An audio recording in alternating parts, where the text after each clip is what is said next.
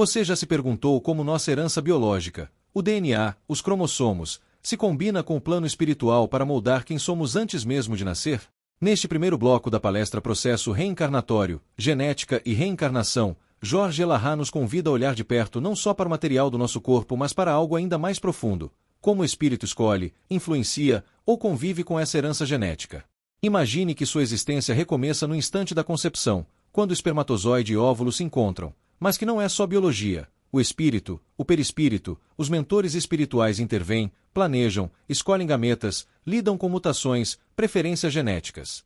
E mais, que suas características físicas, as predisposições, até doenças, sejam em parte resultado de escolhas espirituais, de imperfeições espirituais, de maturidade ou de débito moral.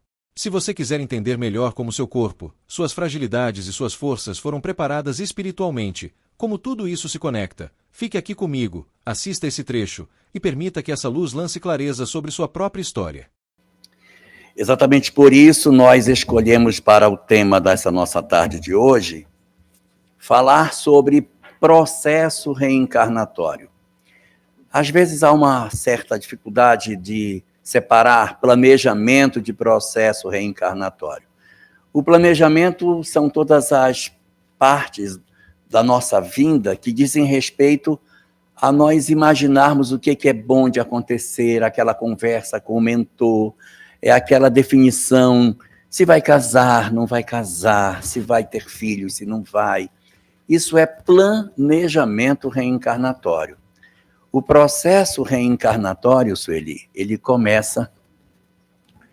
O processo reencarnatório começa, conforme a codificação kardeciana, na concepção. Então, ali na hora do encontro do espermatozoide com o óvulo, é que começaria a encarnação. Então, a gente vai hoje falar de processo reencarnatório. Por isso que tem esse desdobramento sobre genética e espiritismo, para que a gente consiga compreender como é que as questões do perispírito se inserem nas discussões que nós temos sobre o processo reencarnatório em si. Então, a nossa literatura de biologia, ela nos oferece uma visão de que nós todos trazemos em nós a assinatura do nosso Criador nos nossos corpos. Aquilo que nós conseguimos coletar na literatura da ciência oficial, não estou nem me referindo ao espiritismo, nos comenta que o nosso corpo, se a gente fosse dar um zoom nele, nós veríamos, por exemplo, na nossa pele, no tecido da pele, uma conjunção de células com funções diferentes, aí apresentadas na glândula sudorípara, o pelo e as 3 camadas da derme. Então, nós vamos ver aí, então, um desdobramento que, se eu pegasse em um momentinho desse, pegasse no pelo, só tirasse um pelo e tirasse uma célula do pelo, cada célula possui estrutura diferente. Nós temos vários tipos de tecidos no organismo e cada tecido com a sua característica em particular. E se nós tomássemos um pelo do nosso tecido, a gente teria ali uma especificidade, uma célula ali dentro teria uma função bastante clara. Mas no centro dessa célula, ou melhor, no núcleo dela, nós teríamos uma estrutura que, embora as células sejam diferentes, a estrutura é a mesma. As nossas células, com exceção das hemácias, que não têm núcleo, né? Mas as nossas células todas trazem no centro, ali no ponto central da nossa célula, um núcleo, e dentro do núcleo uma estrutura, que é o nosso DNA, que é uma estrutura única. É a assinatura do nosso Criador em nós. Essa estrutura de DNA, na verdade, ela é uma estrutura de átomos, e a criatividade da vida é tão fantástica que não há nenhum de nós que possua a mesma sequência. É uma espécie de CPF biológico que cada um de nós tem uma sequência única e não se repete. Essa estrutura, o nosso chamado DNA, ele está disposto dentro da célula em pares. Nós temos aí pares de cromossomos. Então, nós temos, na estrutura do ser humano, nós temos 44 cromossomos homólogos e um par de cromossomo sexual, que é o último que está ali. Então, nós temos aqueles 22 pares de cromossomos que são, na verdade, originários, um de mamãe e um de papai. Então, nós temos um par de cromossomos 1. Um veio do pai, um veio da mãe. Não quero dizer que o primeiro é o do pai e o segundo é o da mãe, que eles não vão saber. Mas ali eu tenho um par de cromossomo 1, um par de cromossomo 2, um par de 3, um par de 4, e assim vai até o 22, fazendo um par de cada um. Eu sei que vocês estão vendo que o 21 aí está com 3, né? Exato. Isso aí é uma anomalia cromossômica, daqui a pouco a gente vai conversar sobre ela. Isso é a trissomia do cromossomo 21. Mas nós temos um par de cada cromossomo. Como é que a ciência sabe? Este é o 1, este é o 2. Eles também não sabem. É pelo tamanho.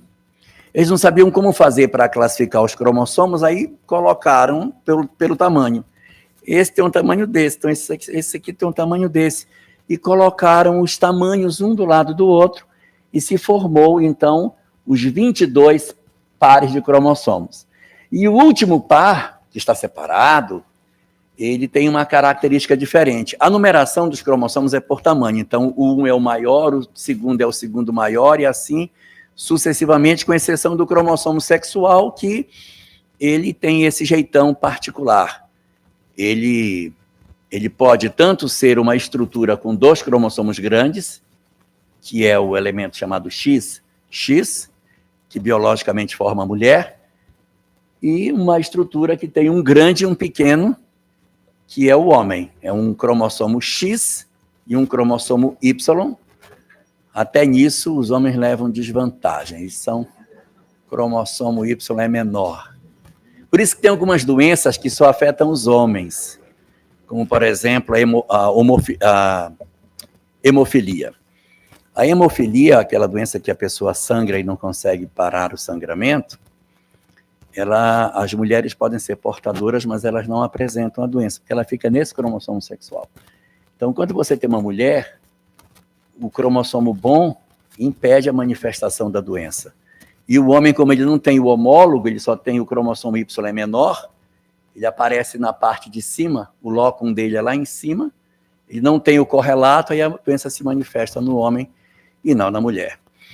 Bom, mas como é que foi que a gente recebeu essa carga genética que todos nós possuímos?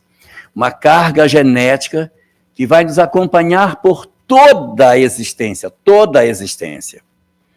Nossos pais podem ter tido o encontro fortuito de uma única noite, de um único momento, nunca mais terem se visto, não sabem nem o nome do parceiro. Mas se nossa mãe engravidou dessa relação, o balé do encontro dos dois se repete em nós todas as vezes que uma célula se cria. O reencontro daqueles que formaram a base biológica dos nossos corpos, ele é reencenado no nosso corpo biológico até o final da existência. É revisto, revivido em nós todo momento que uma nova célula é criada, o momento no qual a natureza nos lembra quem são os autores do corpo que a gente possui. Essa estrutura, ela é formada a partir, como todos nós sabemos, lá da biologia do ensino fundamental, de uma estrutura masculina, chamada espermatozoide, que o núcleo dele é exatamente aquela parte que está colocada na cabeça do espermatozoide. O flagelo, que é essa cauda, ele vai perder quando houver a fecundação. Ele só serve para deslocamento. Quando ele penetra o óvulo, o flagelo, a cauda do espermatozoide fica para fora. Então, na estrutura da partida de espermatozoides que o ser humano possui, ele tem muitos espermatozoides defeituosos, muitos. A maior parte dos nossos espermatozoides não são saudáveis para a fecundação. Aí a gente pergunta, mas por que tanto espermatozoide defeituoso se não serve para nada? Nós temos uma herança ancestral que vem dos primatas, onde nós vivíamos em bando.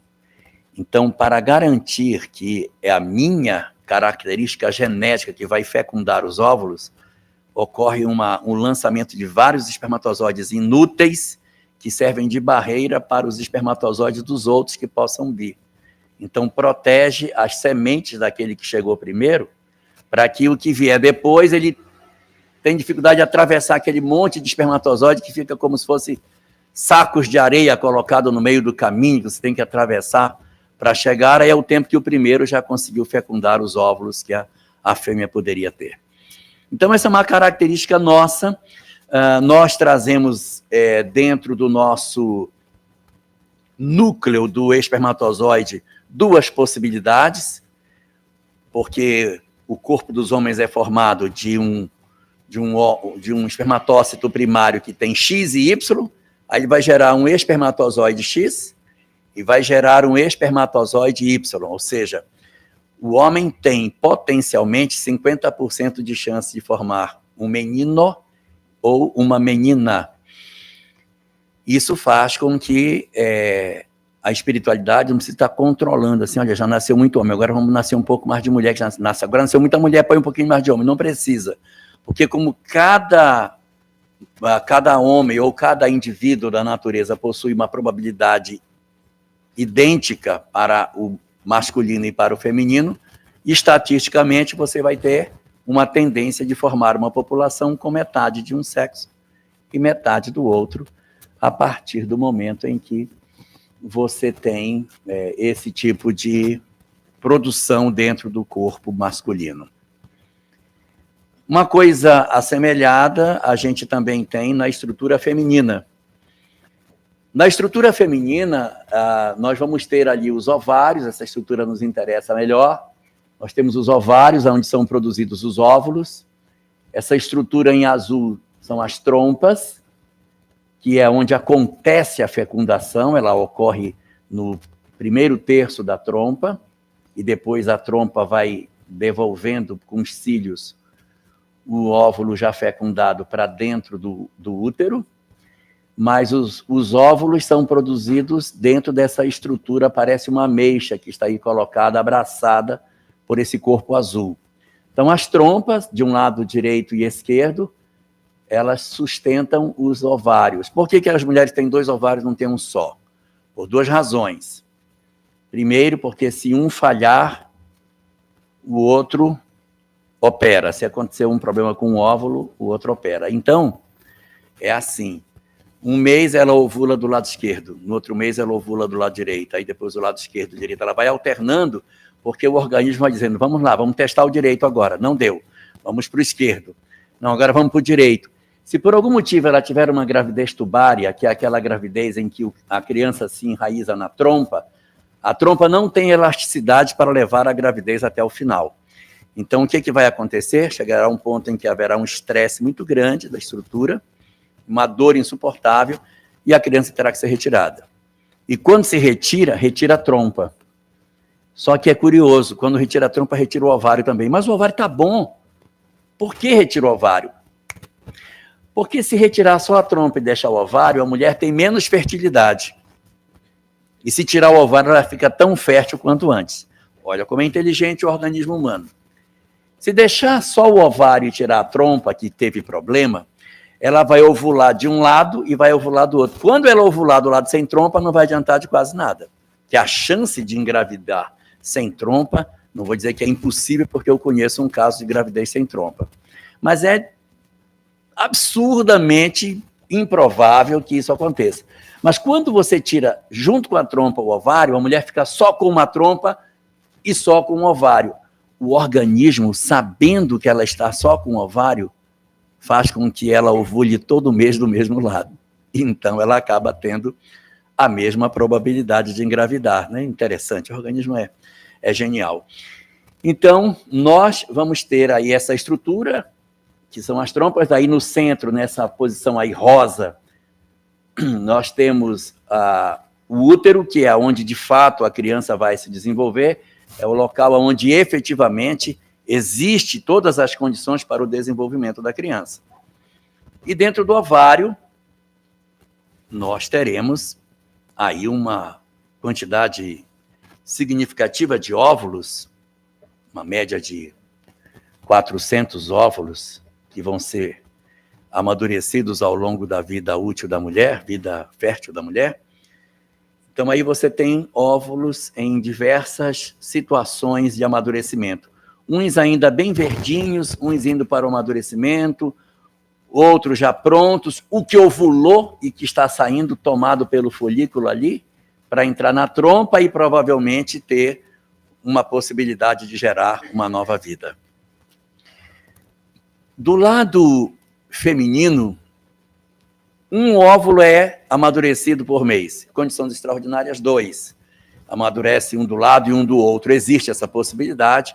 Ela não é tão improvável assim, e é o que dá origem à gestação, que é a gestação gemelar, gestação de gêmeos bivitelinos. São gêmeos diferentes. Então, ela vai ovular do lado direito, vai ovular do lado esquerdo, 2 óvulos nas trompas. Ela pode ter, então, uma possibilidade de gerar 2 crianças, que pode ser, inclusive, de homens diferentes. Ela pode ter uma relação sexual num dia, e um deles fecunda um óvulo, e no outro dia com outro que fecunda o segundo óvulo. Então, eu posso ter, eu não, mas a mulher pode ter gêmeos, oriundos de óvulos diferentes e de pais diferentes, que disputam o mesmo espaço do útero. Eles serão gêmeos? São. Eles são gêmeos porque eles estão na mesma gestação, mas eles não têm o DNA parecido, eles podem ser de sexo diferente, eles não têm nenhuma necessidade de se parecerem fisicamente. Então, são chamados gêmeos falsos, gêmeos bivitelinos, gêmeos dizigóticos, porque cada um vem de um zigoto diferente, cada um forma uma placenta. Quando você tira a criança, se tiver 2 placentas, é porque foi formado a partir de 2 óvulos. Se for uma placenta só e 2 crianças saindo dessa placenta, então eles eram gêmeos univitelinos, que a gente vai ver daqui a pouco. Então, do lado da mulher, nós vamos ter um óvulo que vai amadurecer, ou seja, a carga genética desse óvulo, ela está posta para o trabalho da reprodução. Quando vai acontecer uma fecundação, quando vai se dar o momento do encontro do espermatozoide com o óvulo, diz-nos a biologia que o fenômeno é mais ou menos desse jeito.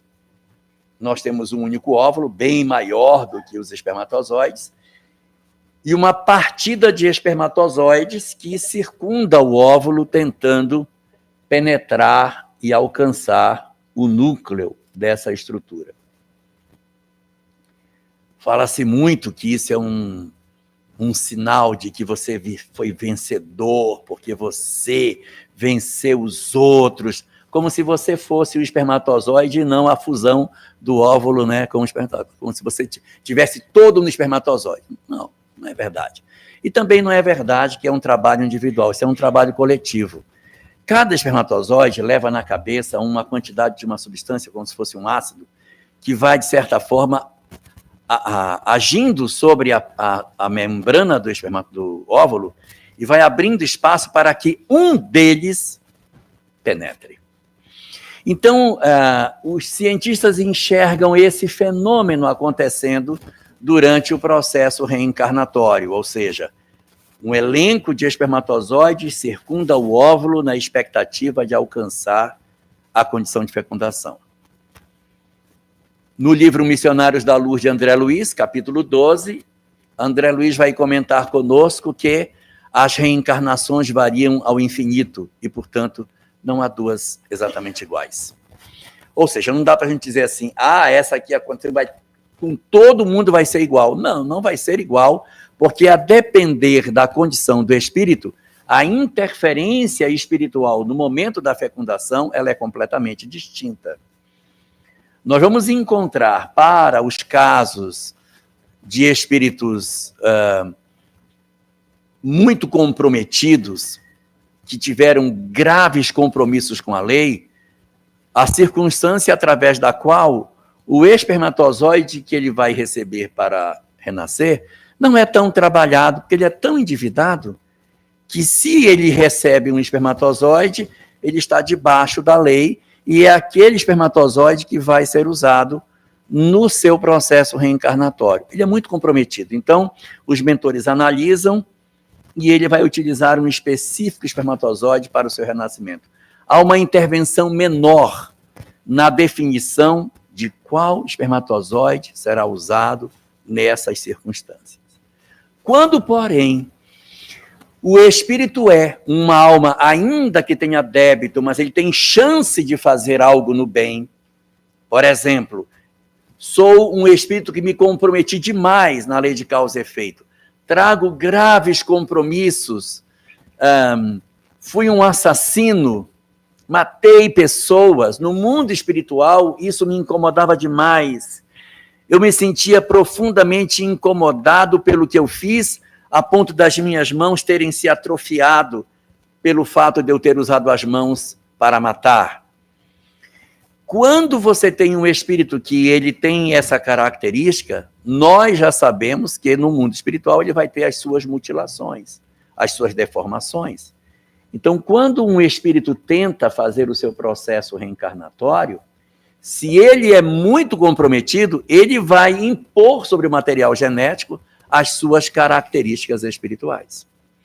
Agora, se eu sou realmente um espírito comprometido, sou um assassino, é verdade, matei pessoas, estou no mundo espiritual com lesões no perispírito por aquilo que eu fiz, mas ao mesmo tempo que eu sou um assassino, eu também sou alguém que já demonstra a possibilidade de agir no bem.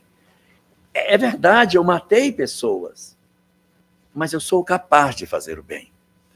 Eu tenho uma história mal resolvida, tenho, mas eu tenho uma perspectiva muito boa para frente. Então, quando você traz um passado conflituado, mas você tem uma perspectiva diferente, você se insere numa segunda situação diferente do primeiro caso. Porque o primeiro caso é o que é? Eu sou um espírito comprometido, sem graves condições de recurso para movimentar a lei a meu favor.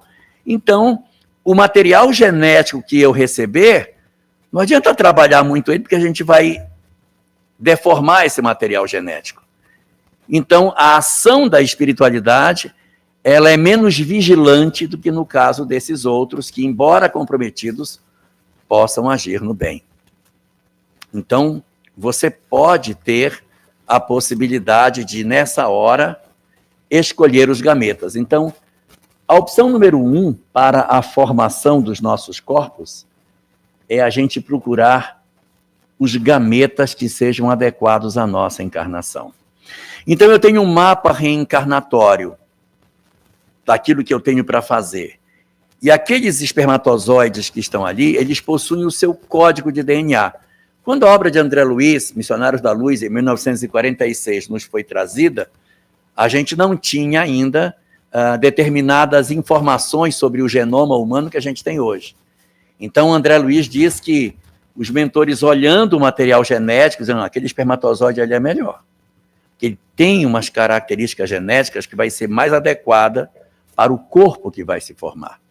Então, nesse elenco de espermatozoides, ele vai escolher aquele que é mais adequado para que aquilo possa acontecer.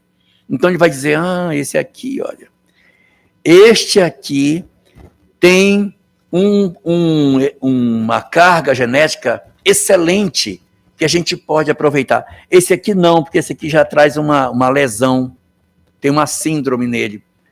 Não vamos deixar esse aqui não, esse aqui vai dar problema. Vamos pegar esse outro que é melhor. Então, eles podem ali fazer o trabalho de seleção entre os gametas, entre os espermatozoides, que são vários, qual que teria a carga genética mais adequada para aquilo que a gente vai realizar. Algumas vezes, nos casos mais complexos de determinadas situações, pode acontecer também a escolha de um espermatozoide com algum tipo de lesão. Eu preciso que uma criança renasça com uma determinada síndrome. Então, eu olho entre os espermatozoides, esse aqui tem. Vamos aproveitá-lo. Mas mesmo que não aproveite, o espírito que tem comprometimento, ele altera o material genético e faz com que ele apresente ao longo da embriogênese alterações do DNA original para que ele se mostre diferente daquilo que, em princípio, ele era. O que nos importa aqui nesse momento é observarmos que, por aquilo que a literatura espírita nos coloca, os espíritos benfeitores escolhem o espermatozoide dependendo das circunstâncias. E uma vez escolhido, eles dinamizam esse específico espermatozoide para que ele ganhe velocidade em relação aos outros, para que ele, imantado, consiga alcançar primeiro a condição de penetrar o óvulo. Embora eu tenha uma quantidade enorme de espermatozoides, eles interferem nesse processo, produzindo aí uma fecundação. Essa é uma fotografia por um microscópio eletrônico do momento em que um espermatozoide consegue furar a membrana do óvulo para iniciar um processo reencarnatório. Metade da carga genética desse indivíduo está no espermatozoide. Não é a metade direita, é a metade esquerda, é a metade da carga genética. E a outra metade está no óvulo que está sendo fecundado. Cada um deles vai trazer metade desta informação e juntos eles comporão a estrutura do genoma que nós vimos ainda há pouco. Vamos ver agora com mais devagar isto aqui. Cada cromossomo desse, ele traz várias informações dentro deles. A gente observa que tem frações mais escuras e mais claras. Então, aí, cada cromossomo é formado de genes. Os genes estão dentro dos cromossomos. Do ponto de vista mais físico, o cromossomo é dividido em loci, que são vários lóculos. Então, cada lóculo é um pedacinho onde tem um gene ali dentro. Aí estão os genes. O cabelo é louro, o cabelo é preto, os olhos são azuis, tem 5 dedos na mão, tem a pele de tal cor, vai ter estômago, tem coração, rim, tem 2 rins, tem 2 pulmões. Essas informações, elas estão todas contidas nessas estruturas que aí estão. E aí, cada cromossomo desse responde por características diferentes, de tal forma que esses 23 pares vão compor a mensagem biológica completa dos nossos corpos, com destaque para o último, que é o cromossomo sexual, que vai definir as nossas estruturas. O cromossomo, na verdade, ele é um bastão mesmo, ele é só uma peça, ele não é... a gente geralmente coloca como um X, mas ele não é bem um X, ele é só um bastão. Ele assume essa característica de bastão na hora que ele vai se reproduzir. O cromossomo, ele é uma peça só, ele se duplica, fica como se fosse um X, aí ele se aparta e gera uma nova célula. Então, no momento da reprodução celular, você vai encontrar esse episódio no qual o cromossomo dobra de tamanho, né? Dobra de formato e depois ele se rompe para formar as 2 células. E onde está o DNA aí dentro? Gente, é muito complicado. Olha só. Essa é a estrutura do DNA, do cromossomo. Ele é como se fosse assim, cilíndrico. Mas esse cilíndrico dele é feito na forma de um bordado. Pessoal que gosta aí de crochê, então é formado esse bordado. Esse bordado é feito de uma fita, que é uma fita toda enrolada. Esta fita é toda enrolada e tem um fio que passa amarrando essa cordinha que faz o trançado. O fio que passa trançando aqui é o DNA. Agora estica o tamanho de um desses para ver o tanto que tem num corpo humano. Isso é muito comprido. E aqui eu trouxe algumas características que a gente vai observar que são relacionadas com os cromossomos. Eu botei desse tamanho para ninguém ler mesmo. E aí é o seguinte. Mas eu posso dizer que cada um desses cromossomos está ligado a determinadas doenças que a gente já descobriu. Num futuro, a gente vai descobrir muito mais. Atualmente, a gente já consegue saber isso. Então, eu vejo, o cromossomo 7, olha, o cromossomo 7 tem ali um lóculo que trata sobre um gene que predispõe à fibrose cística. Os pulmões ficam cheios de muco, atrapalhando a respiração. Está bem ali no cromossomo 7, naquele lugar ali. Então, voltando à obra do André Luiz, quando os mentores abrem para observar os espermatozoides, eles estão olhando a característica que eles têm. Porque o nosso mapa é esse, assim, bem incompletinho, o deles é bem completo. Então, eles olham e dizem, esse aqui tem essa característica que vai ser interessante para esse reencarnante ou desinteressante. Vamos escolher outro.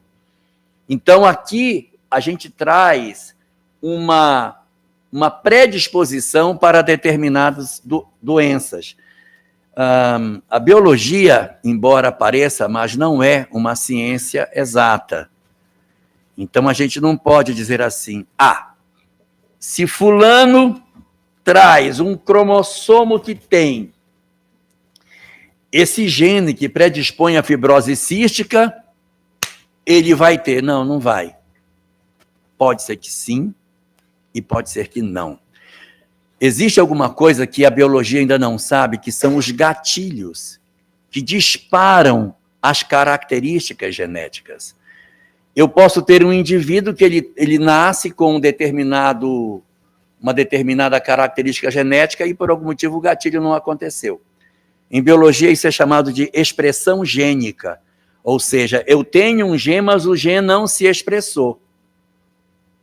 A pessoa tem o gene, mas o gene não aconteceu, não ocorreu o que deveria acontecer. Mas que estranho, mas pelo genoma dele, ele deveria ter, mas ele não tem. O que houve?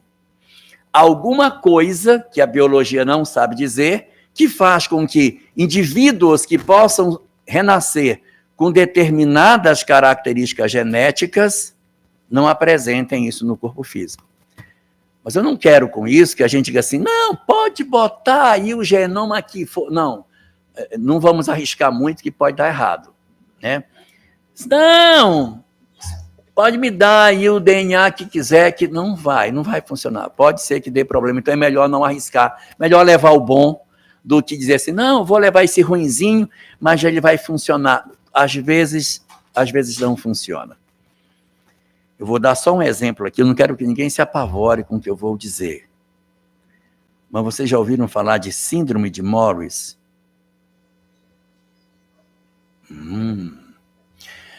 Síndrome de Morris, escreve aí isso, ele é com M-O-R-R-I-S, M-O. Síndrome de Morris, M-O-R-R-I-S. O sujeito renasce cromossomo XY. Se ele é XY, ele deveria ser o quê, quando adulto? Um homem, muito bem. Por um motivo lá da síndrome, o Y não acorda. O Y não acorda. E aí, nasce uma menina. Você olha, é uma menina de tudo. Quando chegar no período da adolescência, ela vai iniciar as suas transformações. Ela vai ter vai crescer os seios, o pelo, ela vai ter todas as características que uma mulher possui. Mas ela não vai menstruar. Não vai. Uma curiosidade, as mulheres com síndrome de Morris são lindíssimas, são belíssimas. Tem artistas do cinema que têm síndrome de Morris. Depois vocês em casa, com muita tranquilidade, vocês botam lá famosos ou famosas, né? Famosas síndrome de Morris. Vocês vão ver quem são as pessoas belíssimas que têm síndrome de Morris. Elas não vão ter filhos, evidentemente, não menstruam. E quando elas descobrem que elas são um homem, elas muitas vezes entram em crise, porque ela é um homem. Mas ela não tem nada de homem, ela sente atração pelo sexo oposto, ela vive uma vida absolutamente feminina. Muitas delas deprimem, porque elas não conseguem lidar com a beleza, sendo alguém que não... é uma confusão danada. Então, a expressão gênica, ela é uma circunstância bastante complexa, porque um indivíduo pode trazer uma determinada carga genética e essa carga genética não se apresentar. Outro dia o pessoal fez uma experiência interessante, eles clonaram uns gatos. E, evidentemente, se clonou o gato, a expectativa era que os gatos nascessem com a mesma pelagem, pois sabe que o gato não nasceu, a pelagem do gato nasceu, um nasceu colorido, outro nasceu branco, outro nasceu diferente. Aí, mas como é que pode? Se o gene é o mesmo, o DNA é o mesmo, clone, o DNA é o mesmo, em alguns indivíduos a expressão gênica não acordou e o gene não funcionou e o gato ficou diferente do outro. Isso é o mesmo DNA, né? É lógico que quando a gente tem gêmeos univitelinos, a tendência é que você olhe um e o outro, você não consiga diferenciar, porque eles são tão parecidos, porque eles vêm de um mesmo genoma, vêm de uma mesma estrutura que a gente vai ver daqui a pouco, já já. Vamos seguir, então, o que acontece? O que conta a biologia e o que comenta a doutrina espírita sobre esse processo. O óvulo maduro sai do ovário e entra na trompa. Ele não tem perna. O espermatozoide tem perna para andar. O óvulo não tem perna para andar. Então, ele não tem como se deslocar na trompa. Como é que ele anda se ele não tem perna? O espermatozoide, quando penetrar o óvulo, vai fecundar e ele vai ficar também sem perna. Como é que o zigoto vai andar? Dentro da estrutura da trompa tem uns cílios que ficam fazendo este movimento o tempo todo, levando o ovo na direção do útero. Ele não dá marcha ré, o pelo só joga para frente. Ele só tem esse movimento jogando para o útero. Então, o óvulo cai ali naquela ponta final da trompa, e ele vai sendo levado pelos pelinhos, chega naquela posição que é onde acontece a fecundação, tipicamente. Feita a fecundação nesse local, o ovo começa a rolar dentro dessa estrutura, indo para o útero. Na hora que acontece a fecundação, ali, naquele momento da fecundação, pode ou não acontecer um segundo fenômeno chamado concepção. Qual é a diferença entre concepção e fecundação? A fecundação é o encontro biológico do espermatozoide com o óvulo. Quando os dois se encontram e se fundem, nós temos ali um zigoto, a formação de um novo ser com o DNA completo, que cada um deu metade, 2 metades dá 1. Então, eu tenho a carga genética completa para um indivíduo. Mas essa fecundação, ela pode não ser acompanhada de uma concepção. O que é isso? Houve a fecundação, mas nenhum espírito se apresentou para renascer. E aí? E aí? Não, eu perguntei primeiro. E aí? O que vai acontecer? Pois é. Não tem espírito. Sim, eu perguntei. E aí? Isso vai ser um fenômeno que a biologia chama mola hidatiforme. Anota, Sueli. Mola, M-O-M-O-L-A. Outra palavra, hidatiforme com H. Mola hidatiforme. A mola hidatiforme é uma ocorrência biológica em que um ovo foi fecundado e ele vai se reproduzir. Vai se reproduzir, se reproduzir, se reproduzir. Pelas características que a biologia dá, vai se reproduzir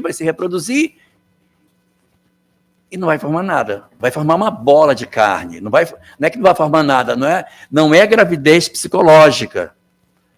Não confundir mola hidatiforme com gravidez psicológica. A gravidez psicológica É uma gravidez psicológica. A barriga cresce, os seios começam a ficar inchados, mas não tem nada dentro. Isso é gravidez psicológica. A mola hidatiforme é uma gravidez verdadeira. Se fizer um beta, vai dar positivo. Está grávida, tem uma estrutura se formando, esse ovo vai ser fecundado e vai rolar pela trompa, vai chegar no útero, e por um movimento natural da biologia, ele vai se fixar. Ele vai se fixar no útero e vai se desenvolver. Mas vai se desenvolver o quê, pelo amor de Deus? Um monte de célula, que não se assemelha a coisa nenhuma, é uma massa de carne. É uma massa de carne. Na época que eu era menino, não tinha ultrassonografia, né? No século XIX, então as mulheres engravidavam, não sabiam que era uma mola hidatiforme, preparava roupinha, bercinho, ia para o hospital, bolsa estourava. Quando chegava lá, é uma mola. Imagina o trauma. Hoje não acontece mais. Quando a mulher engravida, que ela vai fazer a ultrassom, o médico já procura lá o coraçãozinho, né? Olha o coraçãozinho, olha, aqui é a coluna vertebral que está se formando, olha aqui. Então, beleza, é sinal de que tem alguém ligado àquele ovo que se formou. Por quê? Porque eu preciso de um modelador biológico para organizar a reprodução. Eu preciso de um organizador biológico. Porque, vejam bem, nós saímos de uma única célula.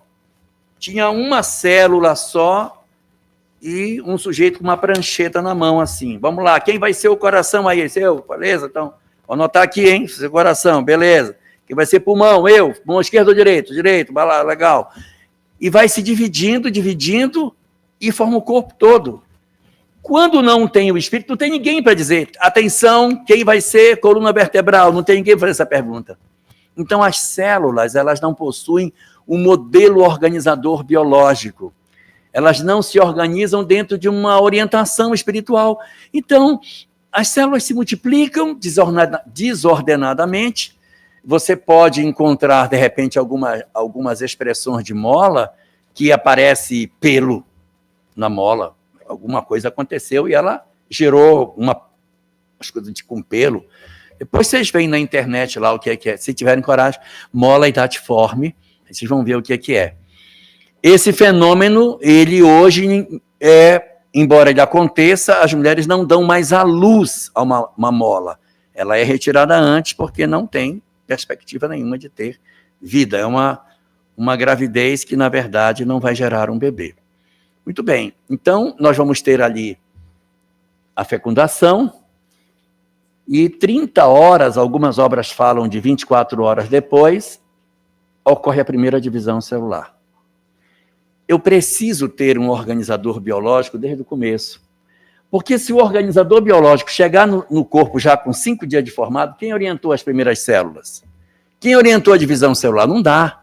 Então, o espírito precisa se vincular ao óvulo no início do processo, ou seja, na fecundação. Existem alguns comentários, mas não são doutrinários, da possibilidade de que os embriões congelados não tenham ninguém ainda vinculado. Na hora que você põe o embrião congelado, o espírito diz, opa, agora eu vou. Não dá, porque o embrião, às vezes, ele já tem 10, 12 dias.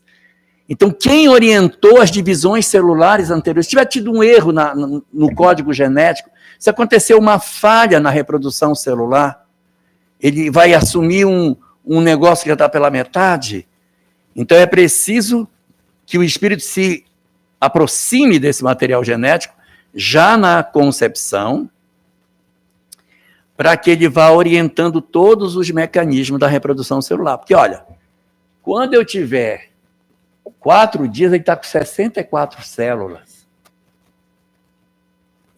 Essa aqui, olha aqui, com 5 a 6 dias, já é uma blástula.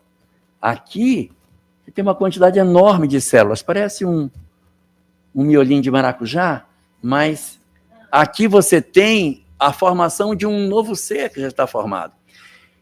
Se houver uma falha de reprodução celular nesse início, você vai herdar um corpo com algum tipo de deficiência. Bom, o natimorto pode ser por diversas situações, né? Que a pessoa pode ser natimorto. De repente, eu tenho um espírito que ele está no mundo espiritual muito mutilado. Muito mutilado.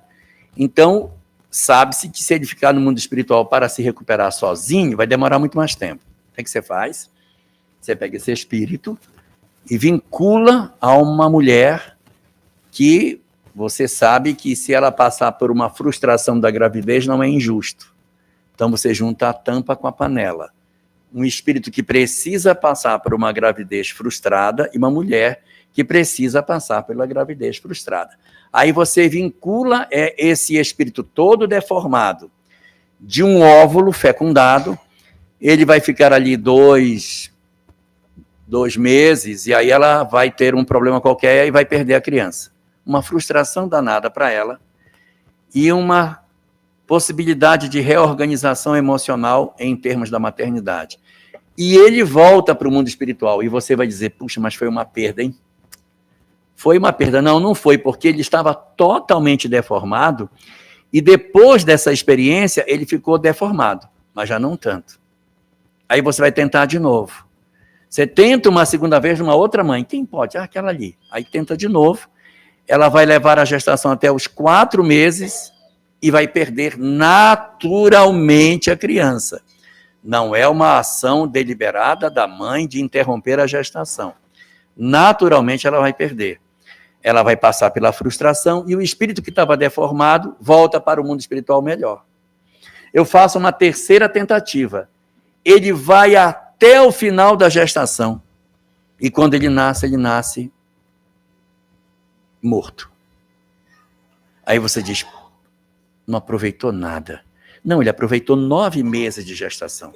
Ele está muito melhor organizado para uma próxima tentativa, em que de repente ele renasce, vai até os 4 anos, 5 anos, eu não sei, e depois ele vem noutra que ele vai se tornar adulto com alguma sequela, mas ele já vai ser adulto, e depois ele vai se tornar uma condição bem mais satisfatória, você está se reorganizando perispiriticamente.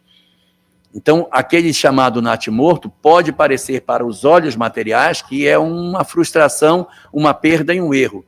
Pelo ângulo espiritual, é um sucesso maravilhoso. Eu consegui levar uma gestação até o final. De repente, a criança veio com uma má formação na parede do coração que mistura sangue venoso com sangue arterial. Na hora que ela respirou, misturou os 2 sangues e aí ela morreu. Enquanto ela estava lá dentro, que ela não respirava, não fazia toda a homeostase, não fazia todo aquele processo de traz o oxigênio, leva o gás carbônico, porque ele pegava o sangue da própria mãe, né? Ali a gente vai ver essa condição acontecendo. O coraçãozinho dele tinha problema e acaba gerando alguma dificuldade, renasceu, puf, pronto. Então parece um fracasso, mas é um sucesso dentro dessa perspectiva. Então aí nós vamos ter uma formação que vai se desenhando e o espírito vai progressivamente se assentando sobre esse material genético. Quanto mais a gestação aumenta, mais o espírito vai se enraizando no corpo, mais ele vai se apropriando e se derramando energeticamente sobre o corpo que se forma.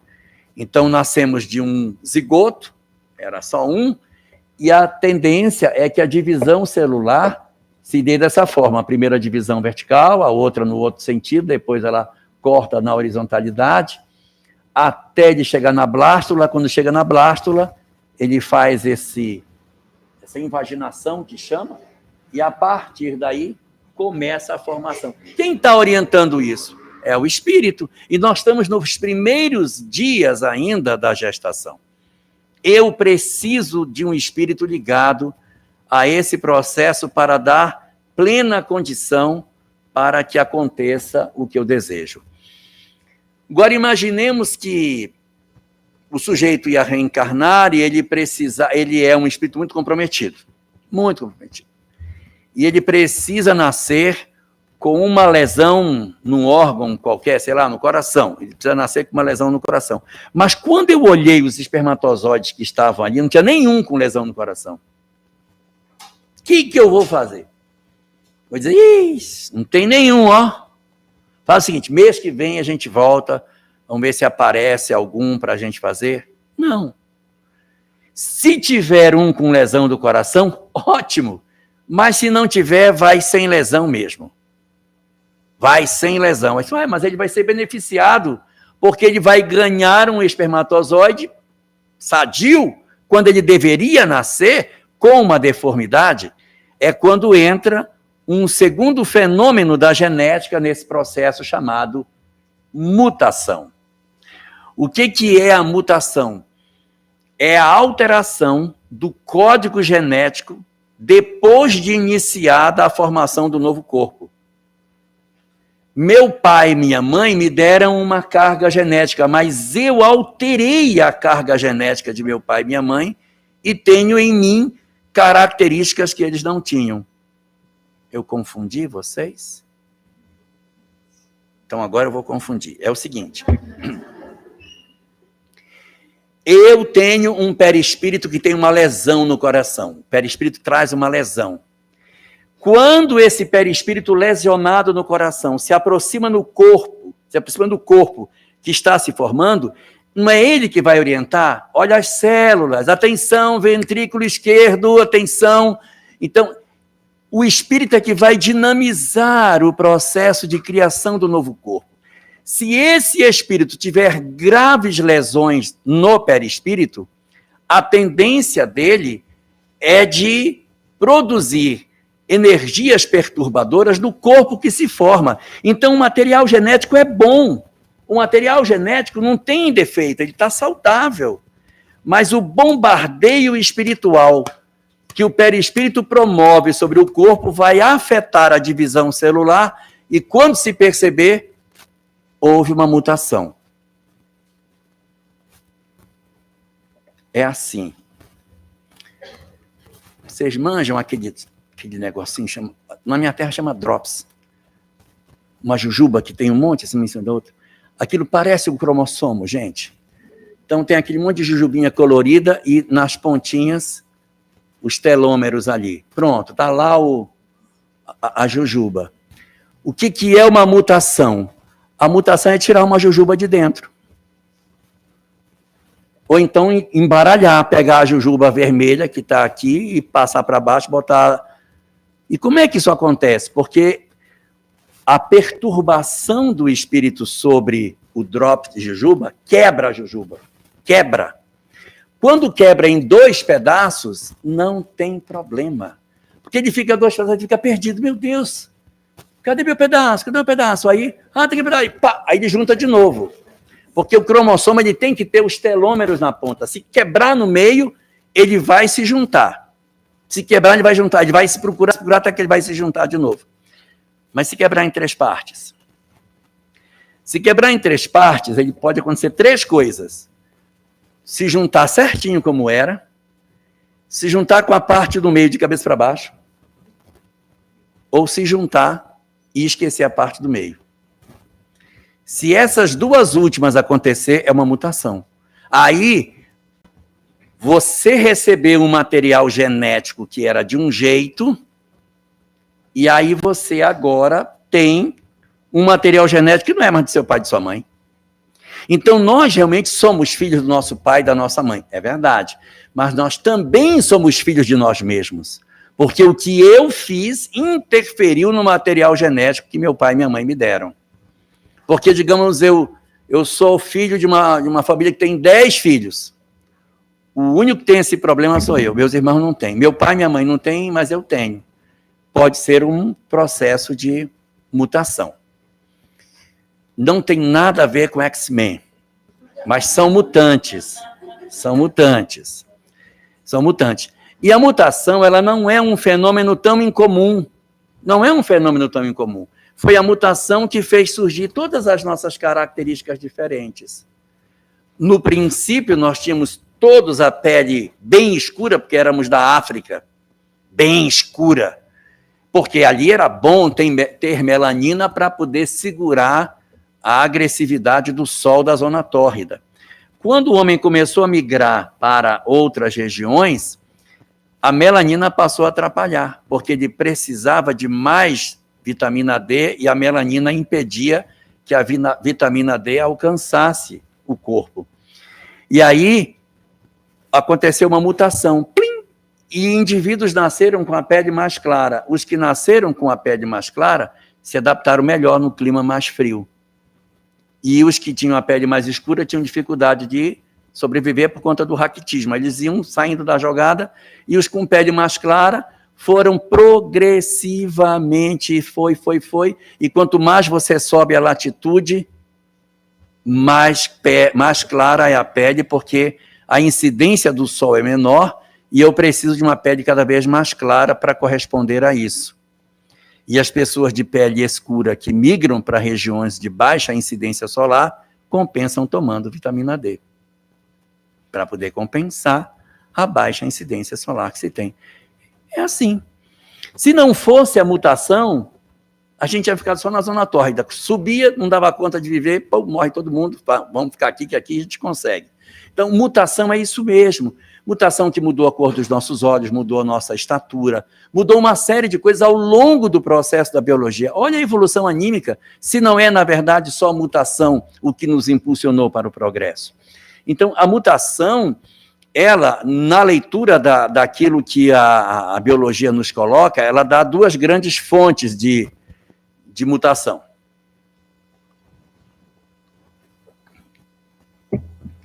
Ela diz que aqui embaixo dos nossos pés existe material radioativo. Nós temos tório, césio, urânio, um monte de substâncias que são radioativas, e elas ficam jogando energia para nós.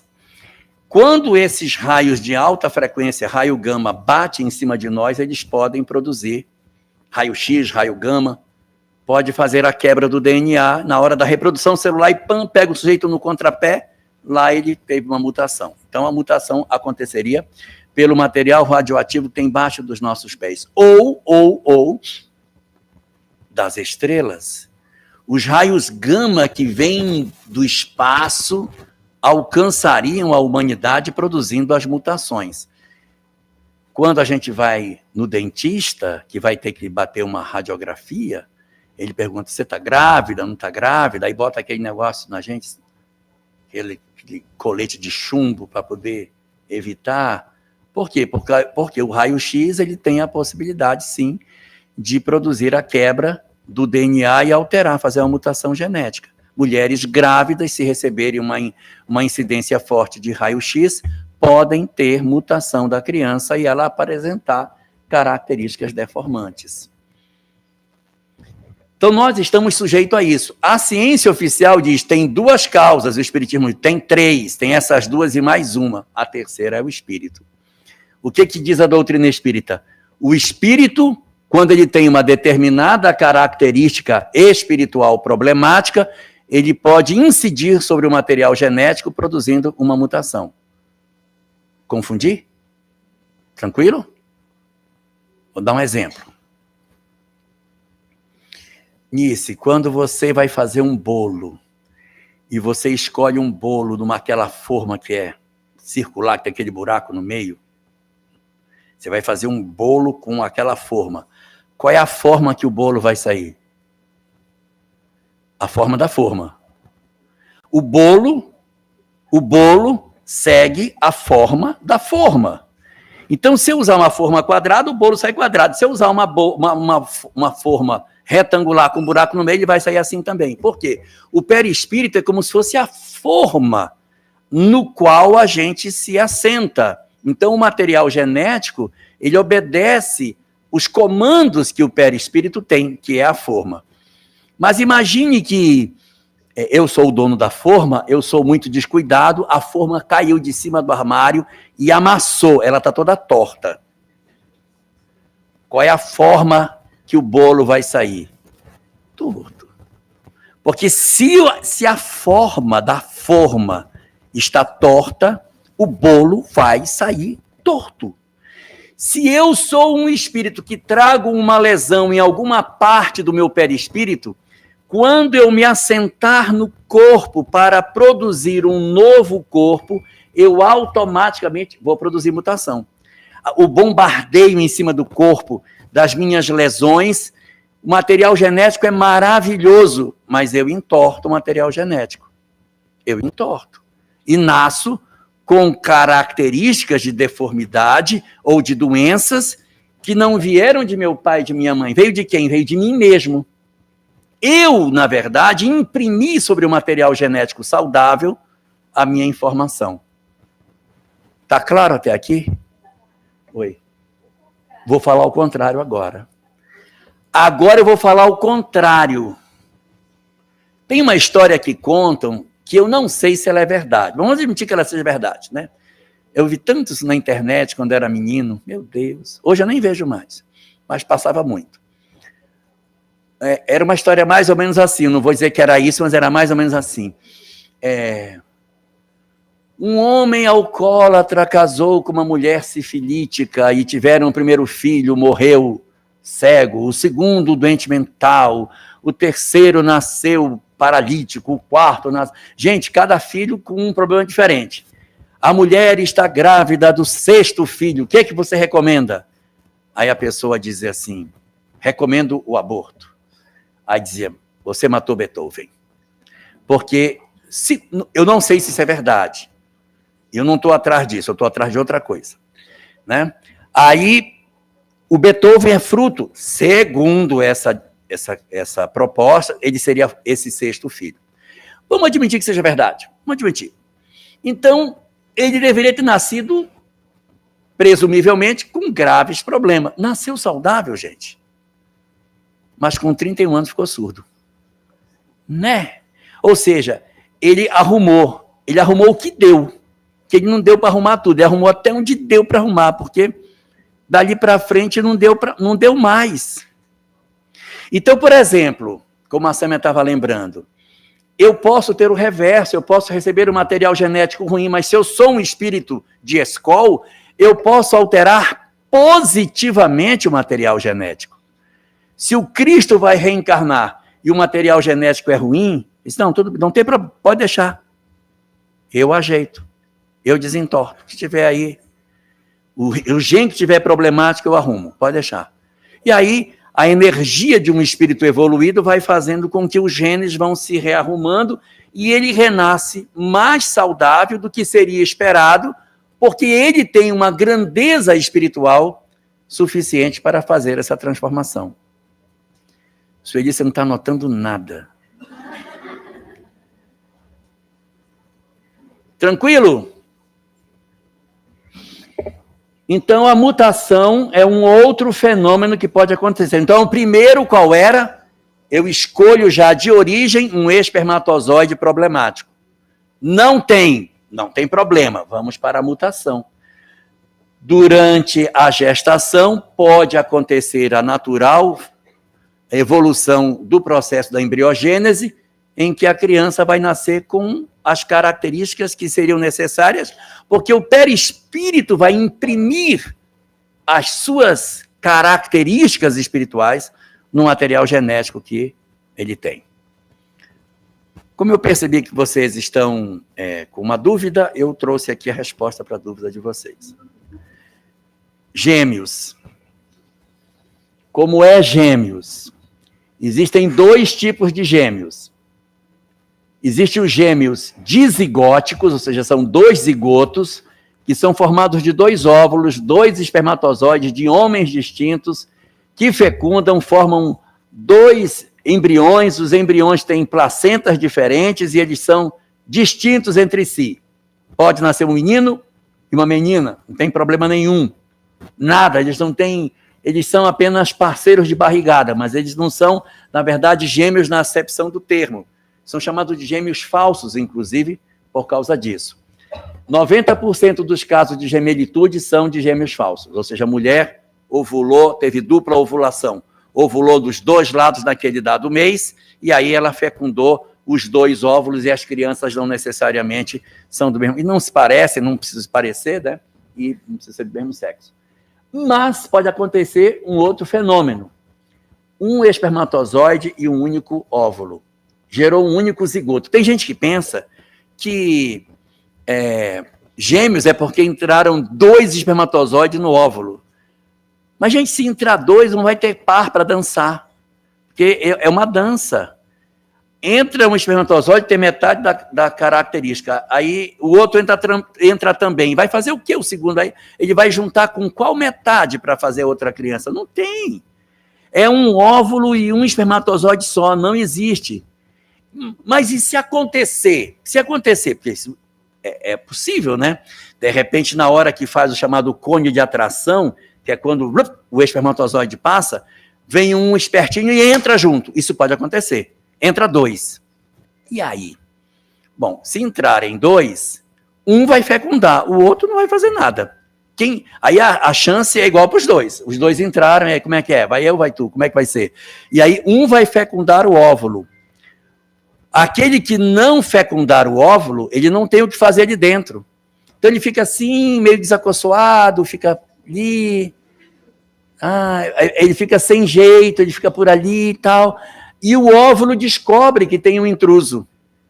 O ovo fecundado diz, tem um cara aqui a mais. Aí ele, então, vai e excreta esse segundo espermatozoide.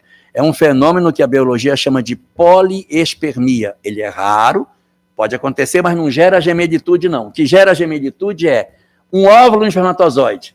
Um único zigoto. Aí não me perguntem por quê, num dado momento, aquele material orgânico começa a tomar característica de serem 2 indivíduos disputando o mesmo corpo. O que houve?